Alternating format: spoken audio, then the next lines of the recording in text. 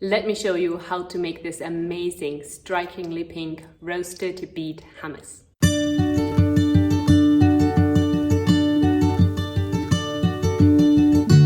In this recipe, I'm actually using a homegrown beet. It is one of the first things we were able to harvest from our kitchen garden that we just recently started. Here you can see a small beet. It's a perfect size for this recipe. And after cleaning it all off, cutting off the ends and leaf parts, we're going to roast it now. Pierce the skin with a sharp knife all over and then add it to a little ceramic dish or cocotte like I'm using and drizzle with olive oil all over. Then roast for 1 hour at 350 degrees until softened. You can also speed up this recipe by using store-bought roasted beets. Once the beet is roasted and cooled, we can start making the hummus. Add 1 can of chickpeas to a food processor.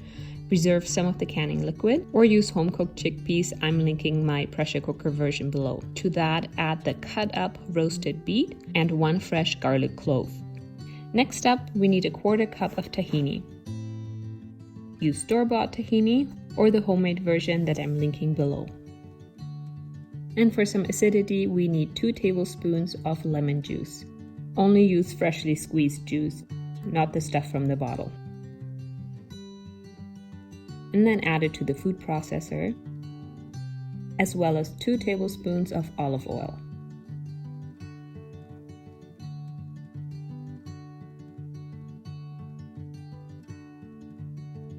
To season the hummus, use 1/2 teaspoon of ground cumin and 1/2 teaspoon of sea salt.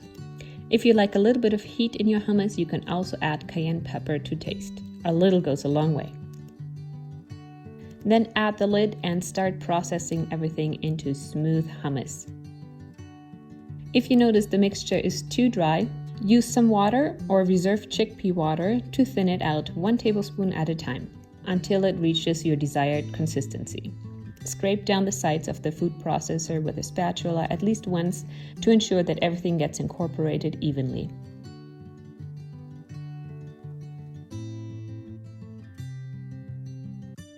And then you'll end up with this super smooth, deeply pink and delicious hummus. Remove the food processor blade and then scrape out the hummus into a shallow, wide bowl.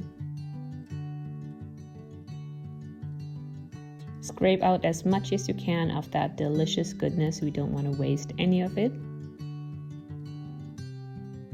And then to plate it, use the back of a spoon to spread it out and swirl it around while creating these nice deep grooves where we're going to drizzle some olive oil in.